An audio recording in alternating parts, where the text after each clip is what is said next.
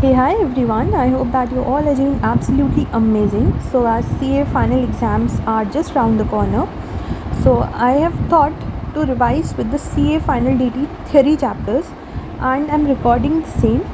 तो ये जो theory chapters हैं इससे direct questions आ जाते हैं mostly, तो it's better not to leave them, right? तो मैं इनको record कर रही हूँ and with the help of these revision audios, you can also revise with the chapters. So starting with chapter number 1, that is dispute resolution. Dispute resolution, now what does this mean? Dispute का मतलब हुआ कि कोई परेशानी आ गई, कोई problem आ गई and resolution का मतलब उसको सॉल्व करना, राइट? तो होता ये है कि आप किसी भी प्रोविज़न का नॉन कंप्लायंस करते हो तो जनरली आपको पेनल्टी या प्रोसिक्यूशन लगता है. बट जो कभी कभी असेसी है ना, वो क्या करता है, वो सोचता है कि मैं काम करता हूँ, मैं एक कमिटी के पास जाता हूँ, हो सकता है कि वो मेरी जो प्रॉब्लम है इसको रिजॉल्व कर दे और मुझे पनिशमेंट से बचा लें. तो वहाँ पर आता है आपका एक रोल कमिटी का, डिस्प्यूट रेजोल्यूशन कमिटी. तो ये जो डिस्प्यूट रेजोल्यूशन कमिटी है इसमें कौन होता है, इसमें होती है आपकी सेंट्रल गवर्नमेंट. और ये जो सेंट्रल गवर्नमेंट है ना, इसने एक कमिटी बनाई हुई है to resolve the dispute of specified persons जिन्होंने डिस्प्यूट रेजोल्यूशन के लिए ऑप्ट करा होता है. अब डिस्प्यूट रेजोल्यूशन के लिए आप जो असेसी है उसको ऑप्ट करना पड़ता है एंड एक बार जब उसका इशू जो है वो रजिस्टर हो जाता है तो वो किसके पास पहुंच जाता है, डिस्प्यूट रेजोल्यूशन कमेटी के पास में पहुंच जाता है. अभी जो डिस्प्यूट रेजोल्यूशन कमेटी है ना, इसमें कौन कौन होते हैं, इसमें 3 मेंबर्स होते हैं. ये कॉन्स्टिट्यूट किसने करी होती है, सेंट्रल गवर्नमेंट ने. एंड इस कमेटी में 3 मेंबर्स होते हैं. कौन कौन से मेंबर्स होते हैं, 2 मेंबर्स जो होते हैं वो होते हैं रिटायर्ड IRS ऑफिसर्स और एक होता है सर्विंग ऑफिसर जो एटलीस्ट CIT की रैंक पे होना चाहिए, उससे बिलो रैंक पे नहीं होना चाहिए. तो मतलब CIT की रैंक या उससे अबव वाला कोई ऑफिसर एंड 2 मेंबर्स जो रिटायर्ड IRS ऑफिसर्स हैं.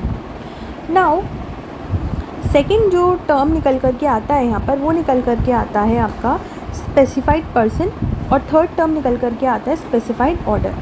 तो स्पेसिफाइड पर्सन के ही डिस्प्यूट्स जो हैं वो डिस्प्यूट रेजोल्यूशन कमेटी के पास में जाते हैं और ये जो है एक स्पेसिफाइड ऑर्डर यहाँ पर पास होता है.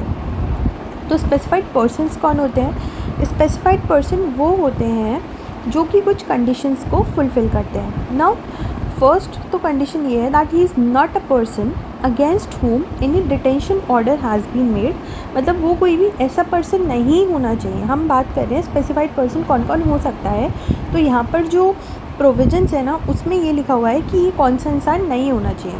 तो फर्स्ट पॉइंट पे है कि वो जो पर्सन है वो ऐसा पर्सन नहीं होना चाहिए जिसको कोई भी ऑर्डर, जिसके अगेंस्ट में कोई डिटेंशन ऑर्डर आया हुआ है अंडर कोफेप्सा, यानी कि conservation of foreign exchange and prevention of smuggling activities act. उसके बाद में सेकंड पॉइंट ये है कि जिसके अगेंस्ट में प्रोसिक्यूशन इंस्टीट्यूट या कन्विक्ट नहीं करा हुआ है, या तो इंडियन पीनल कोड में या अनलॉफुल एक्टिविटीज़ में या NDPS एक्ट में या बेनामी ट्रांजेक्शन्स के एक्ट में या करप्शन के एक्ट में या मनी लॉन्ड्रिंग के एक्ट में. तो ये जो दोनों अभी हमने पॉइंट्स पढ़े ना, ये दोनों वही पॉइंट्स हो गए कि उसको किसी तरह से कोई पनिशमेंट ना मिली हुई हो, मतलब उसके अगेंस्ट में कोई डिटेंशन ऑर्डर ना हो एंड उसके अगेंस्ट में कोई प्रोसिक्यूशन ना हो. थर्ड पॉइंट आता है उसके अगेंस्ट में प्रोसिक्यूशन ना हो इनकम टैक्स अथॉरिटी की तरफ से. फोर्थ पॉइंट आता है जो नोटिफाइड हो under section number 3 of special court act. And fifth point आता है against whom proceedings have been initiated under the Black Money Act for assessment year to resolve the dispute for which resolution of dispute is sought. तो देखो यहाँ पर ना specified person में कौन कौन से लोग आ गए, एक बार इसको दोबारा से रिवाइज करते हैं. पहला तो ये हो गया जो डिटेंशन ऑर्डर जिसके अगेंस्ट में पास नहीं हुआ हो. फिर दूसरा पॉइंट हम लोगों ने पढ़ा कि जिसके अगेंस्ट में प्रोसिक्यूशन ना लगा हुआ हो under any Indian penal code, then money laundering, benami, corruption या unlawful activities act, NDPS act, कोई भी एक्ट में उसको प्रोसिक्यूशन ना हो, इनकम टैक्स अथॉरिटी में उसको प्रोसिक्यूशन ना हो, नोटिफाइड नहीं हो वो स्पेशल कोर्ट एक्ट में under section number 3. And fifth point is जिसके अगेंस्ट में ब्लैक मनी एक्ट में प्रोसीडिंग्स ना हुई हो. ठीक है, for which resolution of dispute is sort. मतलब जिस चीज़ का आप डिस्प्यूट लेने जा रहे हो तो कहीं ऐसा ना हो कि उसके अगेंस्ट में ऑलरेडी इनिशिएट हो गई हो प्रोसीडिंग्स ब्लैक मनी एक्ट में. तो ऐसा कोई भी अगर पर्सन है तो उसकी जो भी रेजोल्यूशन है वो डिस्प्यूट रेजोल्यूशन कमेटी सॉल्व नहीं कर सकती. इन वाले पर्सनस के अलावा जो सारे पर्सनस होंगे वो क्या बन जाएंगे, आपके स्पेसिफाइड पर्सनस, और इनका जो इशू है वो DRC के पास में चला जाएगा. Now comes the another term जो कि आपकी थी स्पेसिफाइड ऑर्डर. तो स्पेसिफाइड ऑर्डर में क्या है, स्पेसिफाइड ऑर्डर का मतलब हुआ वो ऑर्डर जिसमें आपका ड्राफ्ट ऑर्डर इंक्लूडेड है, तो जिसकी अग्रीगेट वेरिएशंस जो है ना वो 10 लाख से ज़्यादा नहीं होना चाहिए, अग्रीगेट वेरिएशंस, ठीक है। उसके बाद में है such order is not based on search under section number 132 और requisition under section number 132A, then survey under section number 133A and information received under agreement referred in section number 90। तो ये जो ऑर्डर है ये इन वाले orders से ना हो, एंड जो टोटल इनकम है वो 50 लाख से नहीं होना चाहिए। एक बार दोबारा से रिवाइज करते हैं, स्पेसिफाइड ऑर्डर में क्या क्या नहीं होने चाहिए, वेरिएशंस 10 लाख से ज़्यादा नहीं होना चाहिए, total income as per return of income 50 lakh से ज़्यादा नहीं होना चाहिए, एंड ऑर्डर पास नहीं हुआ वो सर्च पे, सर्वे पे, या फिर जो भी इंफॉर्मेशन सेक्शन नंबर 90 में मिली है, ठीक है। तो ये वाले जो ऑर्डर्स हैं ये स्पेसिफाइड ऑर्डर्स होते हैं। तो होता ये है कि इन वाले जो असेसी है ना, जो स्पेसिफाइड पर्सन है वो क्या करता है, वो डिस्प्यूट लेकर के जाता है डीआरसी के पास में, और वो क्या करता है, जो भी स्पेसिफाइड ऑर्डर्स होते हैं, तो मतलब जो भी डिस्प्यूट्स उन ऑर्डर से निकल रहे होते हैं उसको वो रिजॉल्व करता है, ठीक है। तो अगर जैसे कोई भी वेरिएशन 10 लाख से ज़्यादा है तो वो फिर डिस्प्यूट रेजोल्यूशन कमेटी सॉल्व नहीं कर पाएगी। तो ये हो गए हमारे अबाउट डीआरसी कमेटी। उसके बाद में क्या होता है, एप्लीकेशन फ़ीस क्या होती है, एप्लीकेशन फ़ीस जो होती है वो होती है 1000 रुपीज़ की, और टाइम लिमिट जो होती है वो होती है कि स्पेसिफाइड ऑर्डर जब आ गया, जैसे सपोज़ कोई आपको ऑर्डर आ गया जो कि 10 लाख से ज़्यादा का नहीं था, या फिर जिसमें टोटल इनकम 50 लाख से ज़्यादा की नहीं थी, या फिर वो ऑर्डर सर्च सर्वे और सेक्शन 90 के अलावा कोई और ऑर्डर था, तो जब वो स्पेसिफाइड ऑर्डर आपको आ गया तो उसके 1 महीने के अंदर अंदर आपको डीआरसी के पास में जाना होगा। 1 महीना अगर हो जाएगा एक्सपायर तब आप नहीं जा पाओगे। Then what is the procedure that is to be followed by the DRC. तो सबसे पहले तो आपकी एप्लीकेशन की स्क्रीनिंग करता है, और उसके बाद में वो ये देखता है कि क्या मुझे इसको एक्सेप्ट करना है या फिर मुझे उसको रिजेक्ट करना है।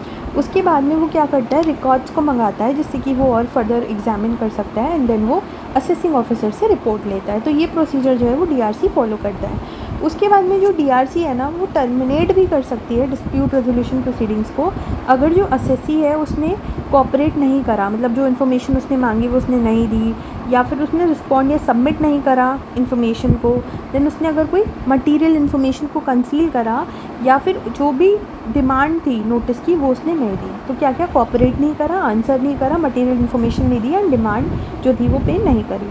अब डिसीजन जो भी होता है डीआरसी का, तो to make or to not make modifications to variations in specified order, to give or to not give grant of immunity.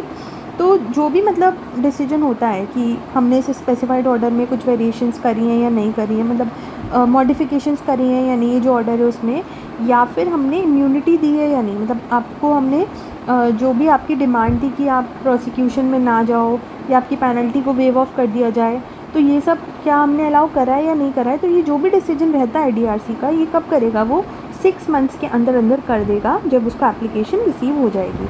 And अगर आप डीआरसी के ऑर्डर से सेटिस्फाई नहीं हो, डीआरसी के डिसीजन से सेटिस्फाई नहीं हो, तो क्या आप कोई अपील फाइल कर सकते हो? सो नो, यहाँ पर आपको कोई भी ऑप्शन नहीं मिलता है, आप डीआरसी के ऑर्डर के अगेंस्ट में कोई अपील फाइल नहीं कर सकते हो। देन डिस्प्यूट रेजोल्यूशन कमेटी के पास में ये पावर होती है कि वो ना आपकी पेनल्टी को वेव ऑफ कर सकते हैं, आपको प्रोसिक्यूशन से रिलीफ दिलवा सकते हैं, इम्यूनिटी दिलवा सकता है ना। कंडीशंस क्या होती हैं इस वेवर की या इम्यूनिटी की? तो कंडीशंस ये होती हैं कि उस पर्सन ने जो है वो टैक्स ड्यू जो भी है वो फुल्ली उसने दे रखा हो, एंड उसने डीआरसी के साथ में कोऑपरेट भी करा हो। तो एक बहुत छोटा सा इजी सा चैप्टर था डिस्प्यूट रेजोल्यूशन, इसमें ज़्यादा कुछ भी याद नहीं करना। सबसे पहले तो डीआरसी का कॉम्पोजिशन, उसके बाद में स्पेसिफाइड ऑर्डर की लिमिट्स, देन स्पेसिफाइड पर्सन की लिमिट्स, और देन 1000 रुपये के साथ में 1 महीने में आप जा सकते हो, फिर उनके साथ कोऑपरेट करना, और वो 6 महीने के अंदर अंदर अपना डिसीजन दे देंगे, कोई भी अपील नहीं होगी। So this was all about dispute resolution. अब हम लोग नेक्स्ट वीडियो जो है वो नेक्स्ट ऑडियो ही रिविजन आएगा नेक्स्ट वीडियो में, तो वो हम लोग नेक्स्ट थ्योरी चैप्टर के साथ में करेंगे। आई होप कि आपको ये वीडियो पसंद आया हो।